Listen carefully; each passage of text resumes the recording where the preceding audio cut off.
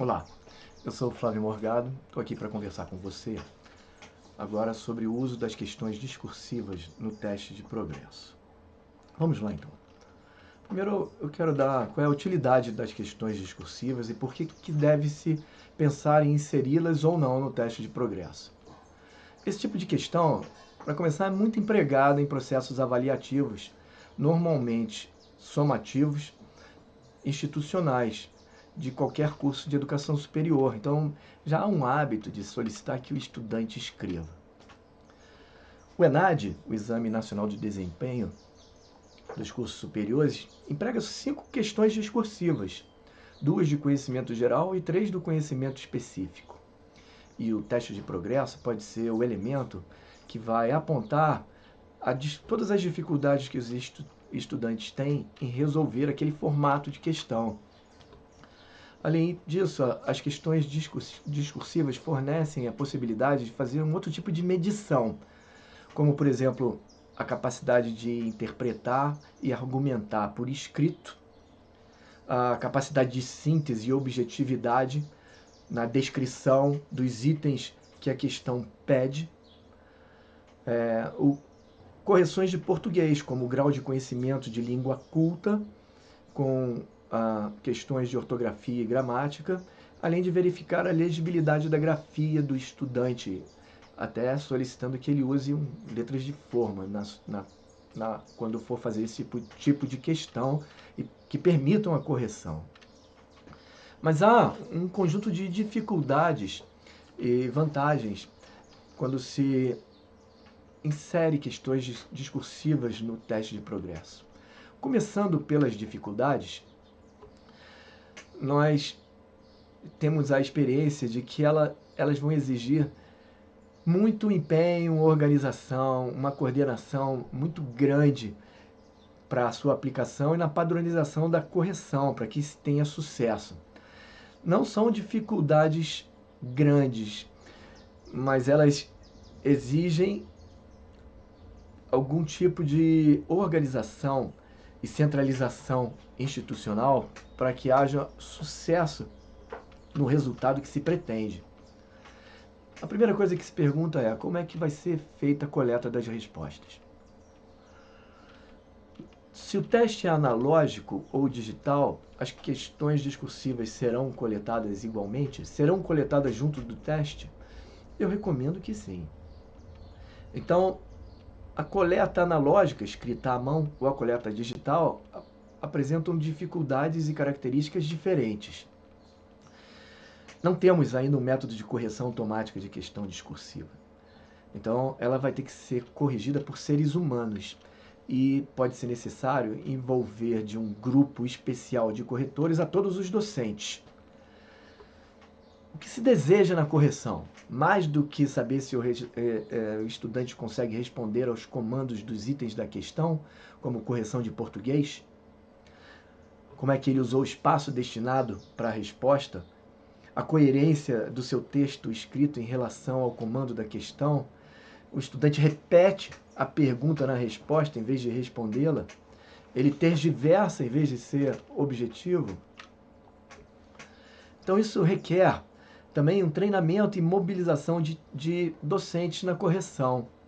E dessa forma pode-se utilizar um grupo definido de docentes especializados para corrigir todas as questões, ou uma categoria, como por exemplo, alguns docentes corrigem as questões de conhecimentos gerais. Ou utilizar todos os docentes disponíveis que após treinamento corrigem apenas algumas questões e não muitas, e nesta correção a gente pode ter uma maior variabilidade.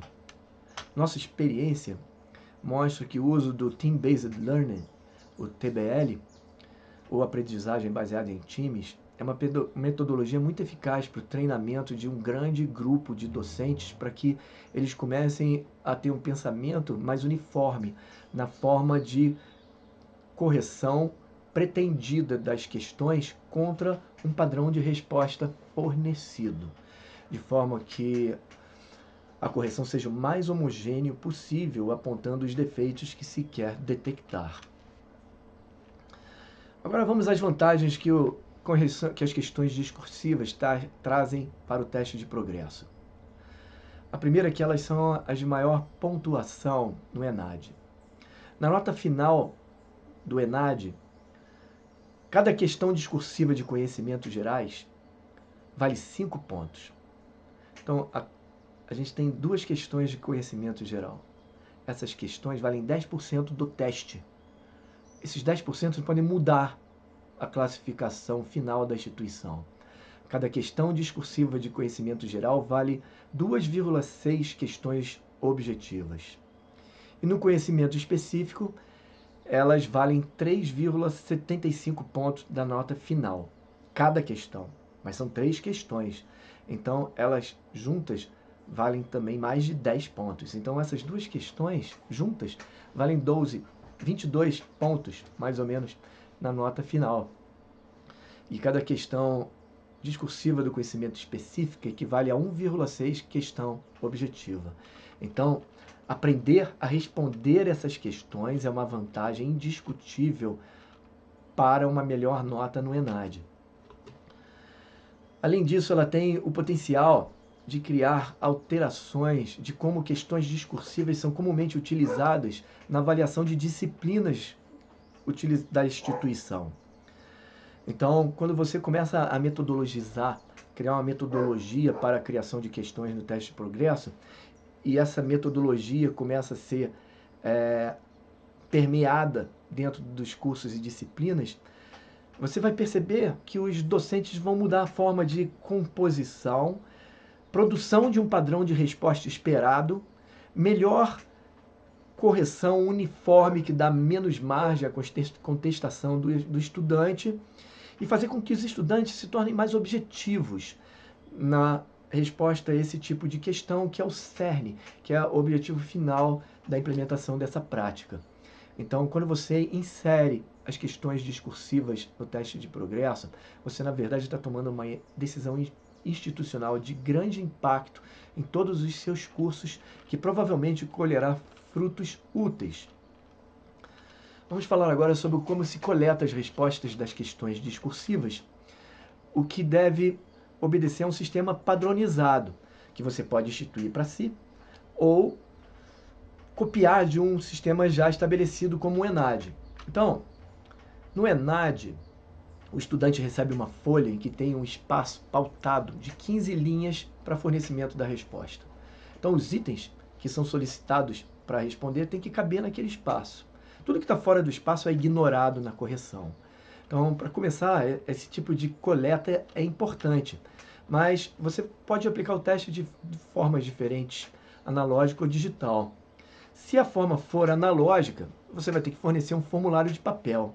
Nesse formulário você vai ter que ter o enunciado, dados de apoio e os itens solicitados na questão e uma área para rascunho. Eu recomendo que no verso tenha área pautada para a resposta final do estudante, incluindo também área para correção que se pretende fazer. Já no meio digital, a gente não vai ter essa facilidade de pautar e o tamanho da letra vai variar, então você vai ter que limitar pelo número de palavras, que as 15 linhas vão dar entre 500 e 700 palavras, mas tem que fazer uma experimentação dependendo da questão que está sendo solicitada, já que o estudante na resposta pode comprimir e diminuir a letra, então é muito difícil fazer uma comparação entre o meio analógico e o digital. Mas é muito necessário que, quando criar a questão discursiva, os seus criadores usem o método proposto para a sua resolução para fornecer o padrão de resposta. Tem que caber ali. E é isso que será publicado imediatamente após a feitura do teste, para que os estudantes verifiquem como é que eles serão avaliados. Então, a coleta de resposta em meio digital, ela não testa a grafia do estudante e pode permitir que haja facilmente cópia e cola da resposta da internet. Além disso, pode dificultar a correção de português, porque o computador já pode corrigir automaticamente, ou mostrar que o texto está com erros e o aluno corrigir sem perceber. Além de requer apenas a limitação do número de letras ou palavras na resposta. Já a resposta em meio analógico, elas vão permitir uma reprodução da grafia do estudante e suas dificuldades em escrever um texto que possa ser legível, tomando ações que permitam que ele passe a escrever com letra de forma, o que melhora a sua chance de sucesso. Vai permitir mais facilmente a correção de português, notavelmente com itens de ortografia e gramática, e uma possibilidade de verificar o controle da capacidade de síntese sobre como eles usam o espaço destinado à questão. Repetindo um padrão utilizado em muitos concursos em que o aluno vai conseguir uma vaga profissional ou até mesmo no ENAD. Mas tem a desvantagem que aumenta muito o trabalho na correção de resposta. A correção dessas questões vai independer se ela for digital ou analógica. Você vai ter que usar corretores treinados para corrigir aquelas questões. Então, além dele ser treinado para corrigir questão discursiva, antes da correção das questões, ou logo após o teste de progresso, tem que haver uma reunião com os corretores para mostrar o que se espera da correção de cada questão. E no meio digital, ela vai limitar o padrão de resposta fornecido, dando pouca confiabilidade na resposta, já por causa com a picola possível, e vai dificultar também o registro de valor atribuído a cada item da questão, discriminado como presença de erros, a não ser que você use software específico. Normalmente, nos sistemas digitais de coleta de questões, eles chamam resposta longa, você tem apenas o espaço para dar a nota da questão. E o registro de como o corretor chegou a essa nota pode se perder. Já em correção em meio analógico, ele vai gerar uma grande quantidade de papel. Pelo menos uma página de papel para cada questão, para cada aluno. Mas ele vai permitir inserir um espaço determinado para a questão, determinando também no padrão de correção que se defina valores específicos de presença ou ausência de atributos de erro e o valor que o corretor atribuiu à resposta contra o padrão de resposta. Além disso, temos a questão da legibilidade. Então, você, depois de todos esses prós e contras, pergunta: devemos utilizar questões discursivas no teste de progresso? A resposta é certamente que sim. Você deve começar inserindo pelo menos duas, que serão de conhecimentos gerais, necessariamente uma, e outra do conhecimento específico.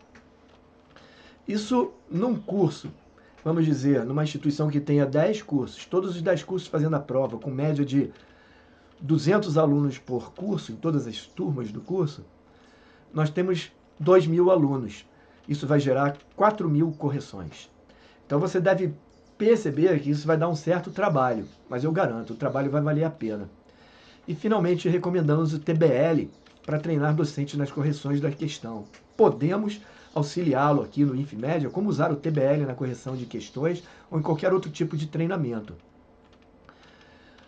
Considere também que o método analógico de coleta de respostas permite que se tomem ações mais pontuais em relação aos estudantes, mostrando para ele a prova que ele fez e os padrões corretivos utilizados, onde ele pode melhorar. Retornando os docentes que têm contato com os alunos, as questões individualmente a cada um, de forma devolutiva, fazendo assim uma ação e reação que vai dar frutos mais facilmente do que o uso digital, em que apenas se sai uma nota. No nosso próximo vídeo, nós vamos ver como você pode implementar um controle de qualidade para a produção das questões do teste de progresso. Até lá!